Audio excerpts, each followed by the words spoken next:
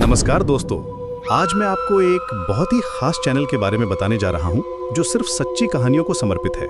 यहां आपको कोई काल्पनिक कहानी नहीं मिलेगी, बल्कि वो घटनाएं मिलेंगी जो वास्तव में हुई हैं। हमारे चैनल पर आपको मिलेंगी वो कहानियां जिन्होंने इतिहास को बदल दिया, वो व्यक्तित्व जिन्होंने दुनिया को हिला दिया, और वो घटनाएं जो आज भी हमारे जीवन को प्रभावित करती हैं। हर कहानी गहरी रिसर्च के साथ तैयार की जाती है, ताकि आपको सच्चाई का एहसास हो सके। जब आप पूरी कहानी सुनेंगे, तब आपको पता चलेगा कि वास्तविकता कितनी शक्तिशाली होती है। ये कहानियां आपको सोचने पर मजबूर कर देंगी और आपके नजरिए को बदल देंगी। अगर आपको ये कंटेंट पसंद आ रहा है, तो प्लीज चैनल को सब्सक्राइब करना ना भूलें और इस वीडियो को लाइक भी करें। आपका सपोर्ट हमें और भी बेहतरीन सच्ची कहानियां लाने के लिए प्रेरित करता है। तो चलिए शुरू करते हैं। उत्तर प्रदेश के कौशाम्बी जिले के एक छोटे से गांव मंजनपुर के पास बसे एक शांत रहस्यमय इलाके में आरिफ नाम का लड़का रहता था, जिसे बचपन से ही पुरानी जगहों और अनसुनी कहानियों का शौक था। और उसे एक दिन उसे सपने में दादा की पुरानी संदूक में एक पीला बड़ा नक्शा मिला, जिस पर जंगल के बीच एक लाल निशान बना था और नीचे सिर्फ इतना लिखा था, जहाँ समय रुक जाता है। और उसी रात से आरिफ को अजीब सपने आने लगे, लेकिन जिनमें घना कोहरा, टूटी हुई हवेली और एक प्रतिदिनी आवाज उसे बुलाती थी। पहले तो उसने इसे सपना समझा, लेकिन जब वही नक्शा हर सुबह उसकी मेज पर खुला हुआ मिलता, तो उसे यकीन हो गया कि कोई ताकत उसे उस जगह तक ले जाना चाहती है। फिर एक शाम वो बिना किसी को बताए उस जंगल की ओर निकल पड़ा, जहाँ पेड़ों की टेढ़ी शाखाएं ऐसे लग रही है जैसे किसी को पकड़ने के लिए हाथ बढ़ा रही है। और जैसे जैसे वो लाल निशान के करीब पहुंचा, हवा ठंडी होती गई और जंगल की आवाजें गायब होने लगी। अचानक उसे दीवारों वाली एक पुरानी हवेली दिखी, जो नक्शे में बनी तस्वीर से बिल्कुल मिलती थी, और उसके दरवाजे पर अपना चरमराते हुए खुल गया, मानो उसका इंतजार कर रहे हो। अंदर धूल जमी, लेकिन फर्श पर ताजा पैरों के निशान थे जो सीढ़ियों की ओर जा रहे थे, और आरिफ का दिल तेज धड़क रहा था। फिर वही ऊपर चढ़ गया। एक कमरा था जिसमें बीचों बीच एक बड़ा सा आईना रखा था, और जैसे ही उसने उसमें देखा, उसे अपना चेहरा नहीं बल्कि किसी और दौर का वही कमरा दिखा, जिसमें लोग भाग रहे थे, आग लगी थी और एक छोटी बच्ची मदद के लिए चिल्ला रही थी। अचानक आईने में दिखती वो बच्ची मुड़ी और उसकी आंखें सीधी आरिफ की आंखों से मिली, और उसने कहा, तुम देर से आए हो। और उसी पल कमरा अंधेरे में डूब गया। आरिफ को लगा कि वो गिर रहा है, और जब उसने आंखें खोली तो वो उसी हवेली में था, लेकिन सब कुछ नया था। दीवारें सलामत, बाहर घोड़ा गाड़ी की आवाजें और लोग पुराने कपड़ों में घूम रहे थे। उसे समझ आया कि वो अजीत में पहुंच चुका है, और तभी वही बच्ची उसके सामने आई, जिसने बताया कि इस हवेली के मालिक ने श्रापित खजाना छुपाया था और लालच में पूरे परिवार को धोखा दिया था, जिसके कारण एक साधु ने पूरी हवेली को समय के जाल में बांध दिया था, जहां हर 100 साल में कोई एक भारी इंसान आता है, ताकि वो सच का उजागर कर सके और श्राप तोड़ सके। आरिफ को अब समझ आया कि नक्शा क्यों मिला है और सपने क्यों आए। उसने बच्ची की मदद करने का फैसला किया और हवेली के तहखाने में पहुंचा, जहां एक भारी दरवाजा था जिस पर अजीब निशान बने थे। और जैसे ही उसने हाथ लगाया, उसके दिमाग में अतीत की सारी घटनाएं घूमने लगी। मालिक का विश्वास घात, साधु का क्रोध और निर्दोष लोगों की चीखें। फिर उसने पूरी ताकत से दरवाजा खोला तो अंदर सोने से भरा संदूक था, लेकिन उसके पास एक पुरानी डायरी भी थी, जिसमें मालिक ने अपने पाप कबूल किए थे। तभी पीछे से कदमों की आवाज आई और हवेली का मालिक तलवार लेकर सामने खड़ा था। उसकी आंखों में डर और गुस्सा था, क्योंकि उसे पता चल गया था कि उसका राज खुलने वाला है। उसने आरिफ पर हमला किया, लेकिन उसी वक्त बच्ची ने दीवार पर बने दीपक को गिरा दिया, जिससे आग फैल गई और अफरा तफरी मच गई। आरिफ ने डायरी उठाई और बाहर भागा, जबकि हवेली जलने लगी और आसमान में काले बादल छा गए। तभी वही साधु प्रकट हुआ, जिसने कहा कि सच बाहर ले आओ, तभी श्राप टूटेगा। आरिफ जैसे ही जंगल की सीमा पार कर बाहर आया, अचानक सब कुछ बदल गया और वो फिर से अपने समय में था, लेकिन इस बार हवेली खंडहर नहीं बल्कि राख का ढेर थी और उसके हाथ में वही डायरी थी जो अब पुरानी नहीं बल्कि नई दिख रही थी। उसने गांव के लोगों को सच्चाई बताई और डायरी पंचायत को सौंप दी। जैसे ही पाप की कहानी सबके सामने आई, आसमान साफ हो गया और हवेली की जगह एक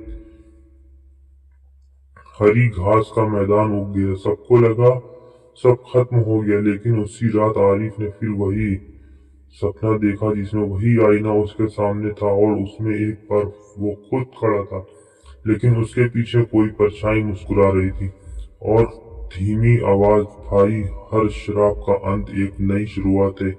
और असली सुबह जब वो उठा तो उसकी मेज पर एक नया नक्शा रखा था, जिस पर इस बार लाल निशान किसी और जंगल में ले जा रहे थे और नीचे लिखा था, समय अभी बाकी है।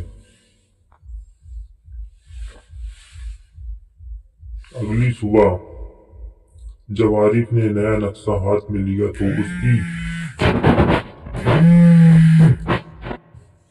तो उसकी उंगलियां कांप रही थी, क्योंकि उसे अब समझ आ चुका था कि यह कोई इत्तेफाक नहीं बल्कि एक सिलसिला है जो उसे चुने हुए लोगों की तरफ समय और रहस्य के जाल में खींच रहा है।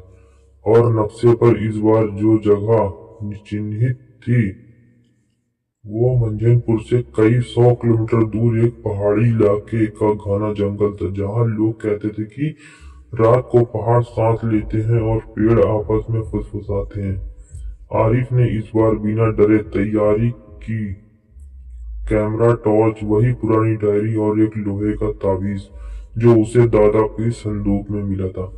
लेकिन वो निकल पड़ा और जैसे जैसे वो पहाड़ों के करीब पहुंचा, आसमान का रंग फीका पड़ने लगा और हवा में अजीब सी सीलन और राख की गंध खुलने लगी। गांव वालों ने उसे चेतावनी दी कि उस पहाड़ पर 100 साल पहले एक पूरा कस्बा अचानक गायब हो गया था और आज तक किसी को नहीं पता चला कि वो लोग कहाँ गए। लेकिन आरिफ जानता था कि जवाब उसी नक्शे में छुपा है। जंगल के बीच उसे एक विशाल पत्थर का दरवाजा मिला, जिस पर वही अजीब निशान बने थे जो पहले हवेली के तहखाने में थे। और जैसे ही उसने ताबीज दरवाजे पर लगाया, जमीन कांपने लगी और पत्थर 2 हिस्सों में बट गया। अंदर उतरते ही उसे एक भूमिगत शहर दिखाई दिया जो मशालों की हल्की रोशनी में चमक रहा था, लेकिन वहां कोई इंसान नहीं था, सिर्फ सन्नाटा और दीवारों पर उकेरी गई तस्वीरें, जिनमें लोगों को एक काले धुएं जैसी परछाई निकलती हुई दिख रही थी। तभी पीछे से कदमों की गूंज आई और उसने मुड़कर देखा तो वही आईने में वाली वही परछाई अब इंसानी रूप में उसके सामने खड़ी थी। और उसने कहा कि वो कोई आत्मा नहीं बल्कि समय का प्रहरी है। इसे लालच और डर से जन्मी शक्तियों को संतुलित रखना होता है और पहली हवेली में श्राप टूटने से संतुलन बिगड़ गया है। इसलिए अब जो भी अंधेरा था वो अलग अलग जगहों पर जाग रहा है। आरिफ को बताया गया कि 100 साल पहले इस भूमिगत शहर के लोगों ने अमर होने की चाह में एक रहस्यमयी शक्ति को बुलाया था, लेकिन शक्ति काबू से बाहर हो गई और पूरे शहर को समय की दरार में कैद कर लिया। तभी अचानक शहर की दीवारें दरकने लगी और जमीन से काला धुआं उठने लगा, जिसने इंसानी आकृतियां बना ली और वे सब आरिफ की और बढ़ने लगे। उसने डायरी खोली तो उसमें नए शब्द उभर आए, जैसे कोई अदृश्य हाथ लिख रहा हो। और उसने लिखा था कि सच को दोहराओ, पाप को स्वीकार करवाओ, तभी दरार बंद होगी। तभी उसने देखा कि शहर के बीच एक पत्थर का चबूतरा है, जहाँ एक क्रिस्टल रखा है जो धुएं की ताकत का स्रोत है। वो दौड़कर वहां पहुंचा, लेकिन परछाइयों ने उसे घेर लिया और उसके सांसें भारी होने लगी। तभी समय के प्रहरी ने कहा कि डर ही इनकी ताकत है। अगर तुम अपने भीतर के डर को स्वीकार कर लो तो ये कमजोर हो जाएंगे। आरिफ ने आंखें बंद की और अपने बचपन से डर, अपने अकेलेपन और अपनी असफलताओं को याद किया, लेकिन इस बार भागा नहीं बल्कि उन्हें स्वीकार किया। और जैसे ही उसने ऐसा किया, धुएं की आकृति टूटने लगी और क्रिस्टल में दरार पड़ गई। उसने पूरी ताकत से ताबीज उस पर दे मारा और तेज रोशनी थी जिसने पूरे भूमिगत शहर को हिला दिया। अगली ही क्षण सब कुछ सफेद हो गया और जब उसे होश आया तो वो पहाड़ के बाहर था और पीछे सिर्फ पत्थरों का ढेर था, जैसे वहां कभी कुछ न था न है नहीं। लेकिन उसके हाथ में अब डायरी के साथ एक नया पन्ना जुड़ चुका था, जिसमें लिखा था दरारें भी बाकी हैं। और आसमान में बादलों के बीच उसे क्षण भर के लिए वही परछाई दिखाई दी जो मुस्कुरा रही थी, मानो खेल अभी शुरू हुआ हो। और उसी रात जब वो घर लौटा तो कमरे की दीवार पर बिना किसी के छुए 3 नए लाल निशान चमक रहे थे, जो धीरे धीरे नक्शे का रूप ले रहे थे। और आरिफ समझ गया कि ये सफर अब सिर्फ रोमांच नहीं बल्कि उसकी किस्मत बन चुका है, क्योंकि जब समय तुम्हें चुन लेता है तो वापसी का रास्ता खुद समय मिटा देता है।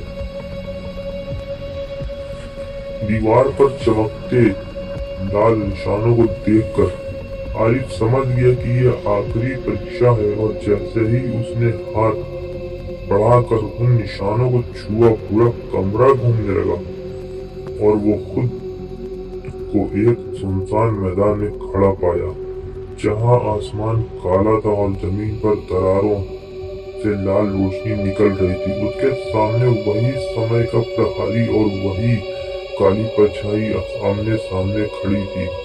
और प्रहरी ने बताया कि ये 3 दरारें असल में एक ही स्रोत से जुड़ी हैं, इंसानों के भीतर का लालच, भय और सत्ता की भूख। और जब तक इन तीनों को एक साथ खत्म नहीं किया जाएगा, तब तक एक समय का संतुलन पूरी तरह बहाल नहीं होगा। तभी जमीन फटी, उसने 3 विशाल छायाएं निकाली, जो अलग अलग रूप लेती हुई आरिफ को उसके जीवन के सबसे बड़े डर दिखाने लगी। पहली छाया ने उसे अकेलेपन के अंधेरे में ढकेला, जहां कोई उसका नाम तक नहीं जानता था। दूसरी ने उसे ताकत और प्रसिद्धि का लालच दिखाया, जहां वह सब पर राज कर सकता था। और तीसरी ने एक वह दृश्य दिखाया जहां वह सब कुछ बचाने में असफल हो जाता है और पूरी दुनिया राज करता है। आरिफ का दिल कांप उठा, लेकिन उसे प्रहरी की बात याद आई कि संतुलन बाहर नहीं भीतर से बनता है। उसने पहली छाया से कहा कि अकेलापन कमजोरी नहीं बल्कि खुद को समझने की ताकत है। दूसरे से कहा कि ताकत बिना सच के विनाश है। और तीसरे से कहा कि असफलता भी इंसान को इंसान बनाती है। जैसे ही उसने ये स्वीकार किया, तीनों छायाएं एक दूसरे के सामने आने लगी और एक विशाल काले तूफान में बदल गई, जो सीधे आसमान की ओर उड़ गया। पूरा मैदान कांपने लगा और तारे बंद होने लगी। तभी वो काली परछाई आखिरी बार उसके सामने आई और बोली कि हर युग में कोई न कोई चुना जाता है और आज तुमने ये चक्र तोड़ दिया है। इसके साथ ही परछाई धूल बनकर हवा में बिखर गई और समय का प्रहरी मुस्कुराया और धीरे धीरे प्रकाश में विलीन हो गया। अगली ही क्षण आरिफ ने अपने कमरे में दीवारें सामान्य थी, लेकिन लाल निशान नहीं, कोई नक्शा नहीं, सिर्फ सुबह की धूप खिड़की से अंदर आ रही थी। उसने जल्दी से मेज में देखा तो वहां डायरी भी गायब थी, मानो कुछ हुआ ही ना हो। लेकिन जब वो बाहर निकला तो उसने महसूस किया कि हवा पहले से हल्की है, लोग मुस्कुरा रहे हैं और उसके भीतर एक गहरी शांति है। उसे समझ आ गया कि अगली श्राप किसी हवेली, शहर या पहाड़ में नहीं बल्कि इंसान के मन में था। और जब मन संतुलित हो जाए तो समय खुद सीधा बढ़ने लगता है।